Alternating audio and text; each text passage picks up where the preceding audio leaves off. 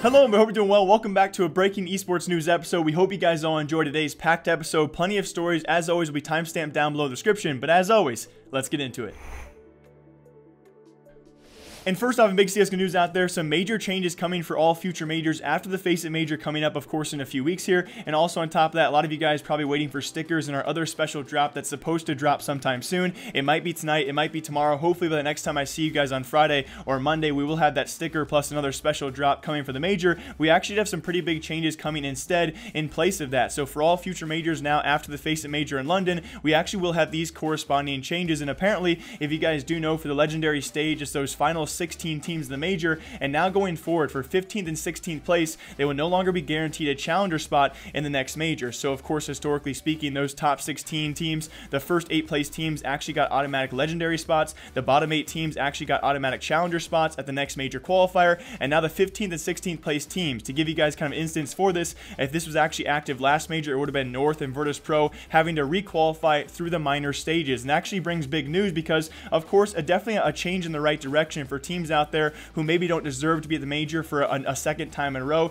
Teams like QBF kind of come to mind in this kind of instance. I think a lot of us would have loved to see a new rule change. Maybe the bottom 4 teams, maybe the bottom 6 teams all have to requalify through their minors, but it does bring a big minor change as well. This does mean to fill those extra 2 spots, the third place teams from each minor, that being the 4 regions, guys, NA, EU, Asian, and CIS minors, the third place teams will have a big playoff match. The 4 teams there will compete for those last 2 spots. So big changes, guys, and I think definitely changes in the right direction, and hopefully in the future we're going to even change the minor qualifying system, which I do believe should be on LAN. There's definitely been some big issues in the past with which teams do go through or actually sneak through the minors, and being on LAN definitely fixes those problems of some sneak peek teams going through. But anyway, some other big news out there as well, bouncing off that for DreamHack Stockholm, we actually have Woxic. Luckily enough, and I say luckily enough, unfortunately he will not be playing for DreamHack Stockholm due to some visa issues. He will have a passport though still, and he will attend the major for HR, and I say luckily because for HR, they definitely need a guy like that. He is by far and away their best player. And also talking about DreamHack Stockholm one last time, it does start today, and this morning we've already seen big upsets led by Steel and Ghost Gaming, guys. And I think in some really cool news hopefully coming forward for this team, a team that's played at a few premier events over the past few months. They will be in Pro League as well next season, or this upcoming season very soon here, and I cannot wait to watch these guys because this morning they upset Na'Vi in a best of 1 on Dust. It went to overtime 19-17, and I still want to say, although it might have been an upset, it might have been a big surprise, it was only a best of 1. This is great for the future. You know, you just see a team like this kind of led by Steel and kind of just grind their way slowly getting better, and to upset a team who is the number 2 team in the world, definitely a top tier team, has to give them hope, has to give us hope for a lot of random teams out there who are slowly making their way to that tier 1 scene. So congrats to Ghost Gaming. Hopefully some great Stockholm games coming over these next few days as well. And also very lastly, guys, apparently reported by rumors as well as some tweets by Nadeshot, apparently he has a CSGO team in mind for the future. If you guys know the departure, the story of 100Thieves in CSGO, it's not a good one. They actually signed, of course, that Brazilian roster, the ex-Immortals guys, to their 100Thieves roster for a very short amount of time. KNG also a part of that notorious roster who did not even go to the major that they qualified for. They left the CSGO scene within a few months of actually joining the CSGO scene. It was pretty much a mockery, but apparently Nadeshot has in mind a brand new CSGO roster, which we'll likely see before the next major, just about 6 months from now, or 4 to 6 months from now. So some big news hopefully coming from Nadeshot, guys. Who that roster will be, though, that's a big question mark. Will it be another Brazilian roster? Will it be an American roster? Big things coming soon for Nadeshot. And also big news out there, guys, Dota 2 roster changes have definitely began to start. At least the rumors have. There's many rumors out there about PPD and Optic Gaming disbanding. Will EG, will Liquid, will LGD, will they retain their rosters? There are, of course, plenty of rumors around teams who were and not at, who were both at and not at, of course, the international guys. Big roster changes hopefully coming by Monday.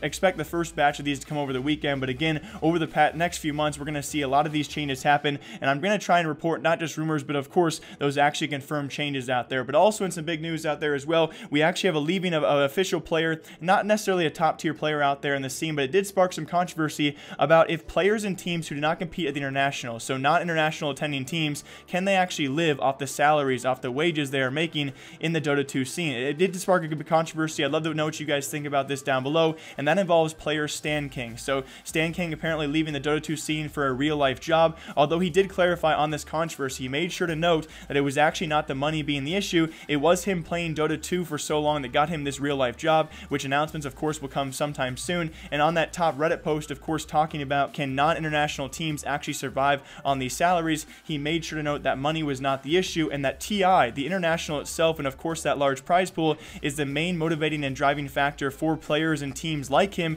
in the lower tier scene to actually get to that stage. So what do you guys think about this? If you're a team who cannot go to the international, and of course maybe not even compete in DPC and not make those six-figure salaries, can you actually survive in the scene? And is that motivating factor of having that larger prize pool actually big enough, and is it worthy enough of a player actually sticking in the scene for too long? And apparently Stan King will not be one of those players, at least for the time being. He has taken a real life job, guys, exiting Dota 2 scene for now, and we're going to hopefully see some more changes like this in the future, but maybe in some better news, maybe just some roster shuffles and things like that.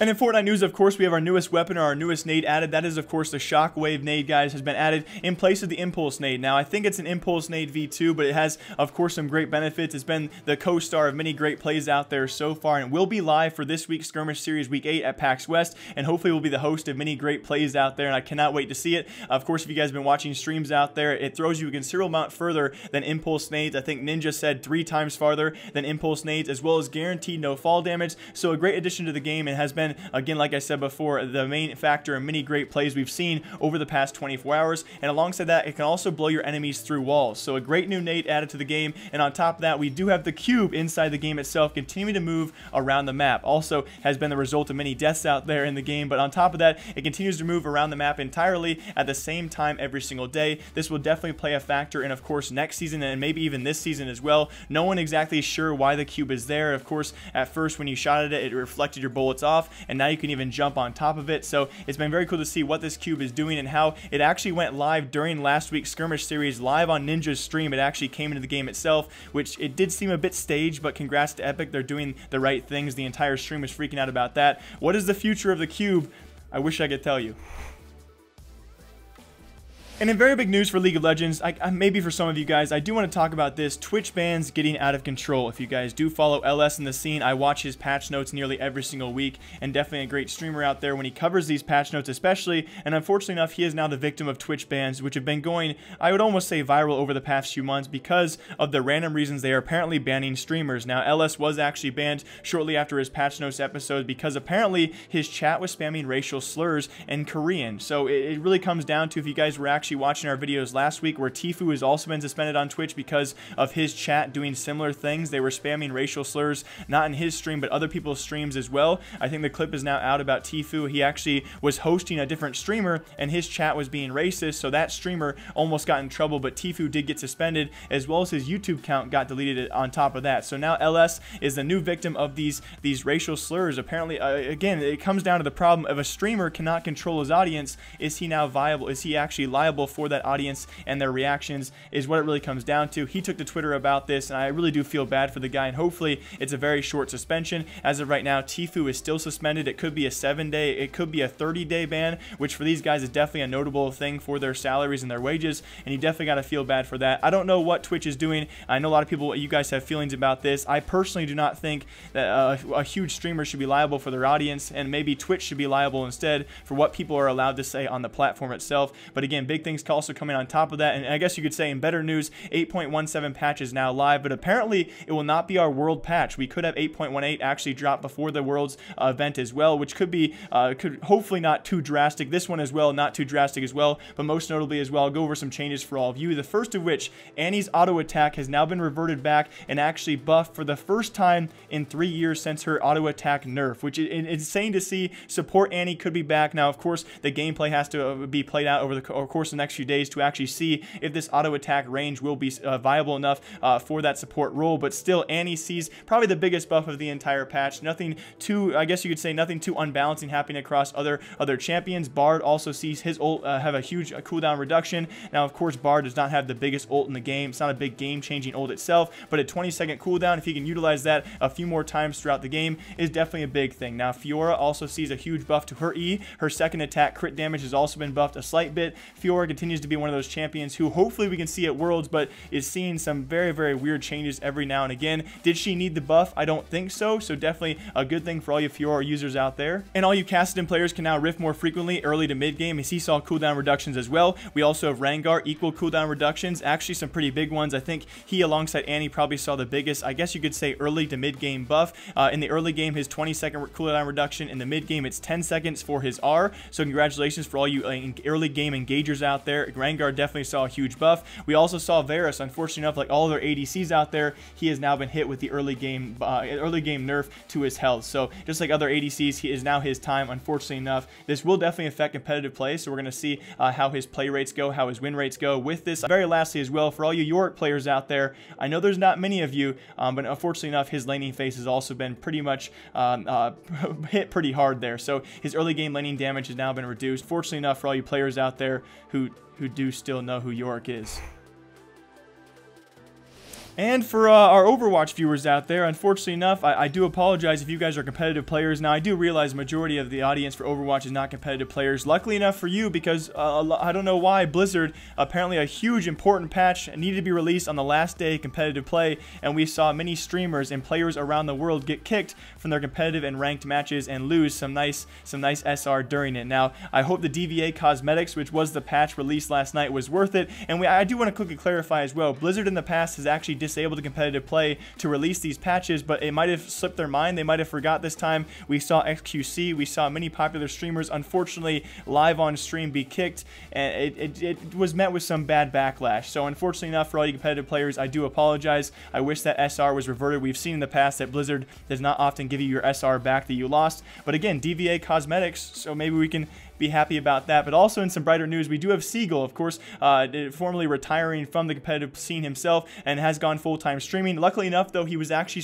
chosen for the next 2 weeks for Twitch Prime and also Twitch loot drops. So if you guys want to watch him, you do not have to be a Prime sub, but you do get bonus drops as well. If you can be a regular viewer, you now get loot drops for every couple of hours you do watch him. They're only cosmetic drops, though, nothing too amazing, but because of this, he actually broke 100,000 viewers on Twitch yesterday. As of right now, I do believe the event will last for 2 weeks, so you have 2 full weeks to watch his live streams, and if you watch him for 8 full hours, I think you get all of the cosmetic drops with that. So congrats to Seagull. It's amazing to see, especially like a guy like this who just formerly retired, trying to make a living and see if he can make a living full-time streaming. It's great that Twitch did select him, and if you guys are here for cosmetic play, which many Overwatch players are, feel free to watch him. I will link his Twitch channel down below, and you have 2 weeks to collect all your cosmetic drops.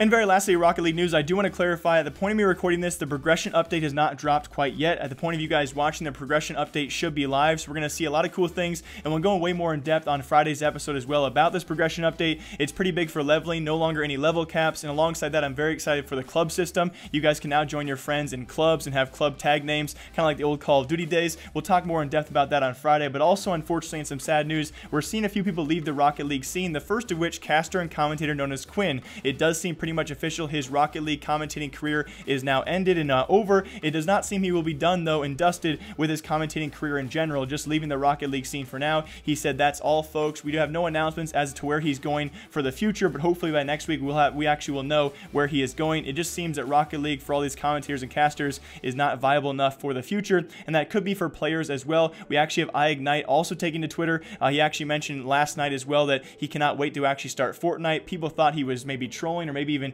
a subtle hint at the, not even a subtle hint, maybe just a hint at the future of his career, which I've been surprised that many pro players have actually not picked up Fortnite more often, with the summer skirmish series of $8 million in prize pool money, and again the millions being thrown into it, allegedly $100 million throughout 2018 and 2019. I'm surprised more players like ignite are not taking up these possible offers. So it does seem, of course, he's currently playing for We Dem Girls. He played last season of RLCS for Team Envious, and definitely a guy with a future in Rocket League, but if he feels himself with this current meta struggling, we really can't blame him for leaving the scene. It does seem very possible during this next season, or maybe after this season 6 of RLCS, he could be leaving for Fortnite or other games out there. It's just kind of very sad to see, but again, you really can't blame the guy. So feel free to leave a comment down below what you guys think about that. Will more pro players out of other esports actually join him in doing this? I wouldn't doubt it. But on top of that, I hope you guys all enjoyed today's episode of Esports News. If you guys did, please leave a comment down below. What did we miss? What can we do better? And I'll see you guys all back here Friday for one last episode. Real quick heads up. up as well. We will have no episode on Monday as it is a holiday over here, but we'll see you guys next Wednesday with a very packed episode. But I will see you back here Friday though, and until then, see you then.